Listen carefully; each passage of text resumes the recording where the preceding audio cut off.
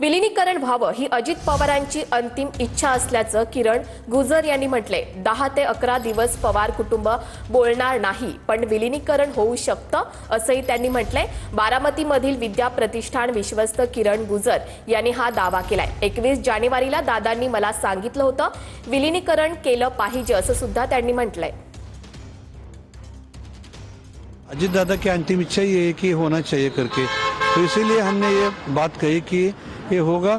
और इसमें entire Pawar family की तरफ ही अभी क्या है कि 10-11 दिन होने तक कोई नहीं बोल सकेगा, लेकिन आफ्टर दैट पीरियड कि ये हो जाएगा। क्योंकि मैंने दादा ने 21 तारीख को मुझे बताया था कि किरण मुझे ऐसा लगता है कि अभी ये करना चाहिए। बारामती में मीटिंग हुई है। 17 तारीख को 21 तारीख को दादा ने मुझे खुद बताया था कि किरण आगे जाके हमें ऐसा ऐसा करना है। ही दादा वाज द नेशनल लीडर और वो एनसीपी के नेशनल प्रेसिडेंट थे। तो नेशनल प्रेसिडेंट बताते, यानी इससे पहले वो जो हमारे साथ चर्चा करते थे, डिस्कशन करते थे, उसमें हमारी बात हो गई। आमदार संग्राम जगताप यांनी दोन्ही राष्ट्रवादीच्या विलिनीकरणाला विरोध केलाय। विलिनीकरणासंदर्भात बैठक झाल्याचा एक व्हिडिओ दाखवण्यात येतोय, मात्र या व्हिडिओचा विलिनीकरणाशी कसलाही संबंध नाही असं संग्राम जगताप यांनी म्हटलंय। विलिनीकरणासंदर्भात बैठक झाली असती तर पक्षातील कुणाला तरी माहिती असती असंही त्यांनी म्हटलंय।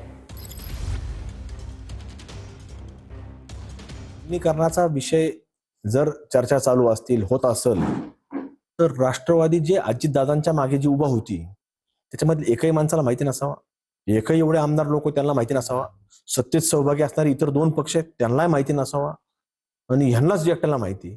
आणि जे काही दाखवलं जातं कुठेतरी आमची बैठक झाली, कुठे व्हिडिओ दाखवला जातो, अशा बैठका तर रोज कुठल्याही होत असतात, कुटुंब सदस्यांच्या होत असतात। तर आम्ही पण ह्याच्यामध्ये कुठेही आज एकाही माणसाला तिन्ही पक्षाला माहित नाही, इतर राष्ट्रवादी अजितदादांबरोबरचे जे लोक आहेत त्यांना कोणालाच माहित नाही, कोणत्या आमदाराला माहित नाही, कुठल्या लोकांना माहिती नाही, असं होऊ शकतं। T20 विश्वचषकात भारताविरोधात खेळण्यास पाकिस्तान संघानं नकार दिलाय।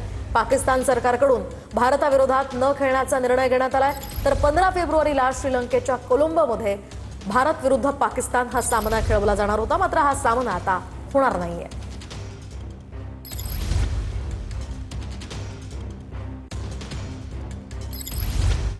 वळूयात पुढच्या बातमीकडे। तमिळांविरोधात वाईट बोलाल तर मुंबईमध्ये लाखांची रॅली काढू असं तमिळ सेल्वन म्हणालेत। मुंबईतले भाजप आमदार तमिळ सेल्वन यांनी ठाकरे बंधूंना खरं तर हा इशारा दिलाय। तर थैपुसम उत्सवानिमित्त तमिळांची सायन ते माटुंग्या दरम्यान विराट रॅली काढण्यात आली।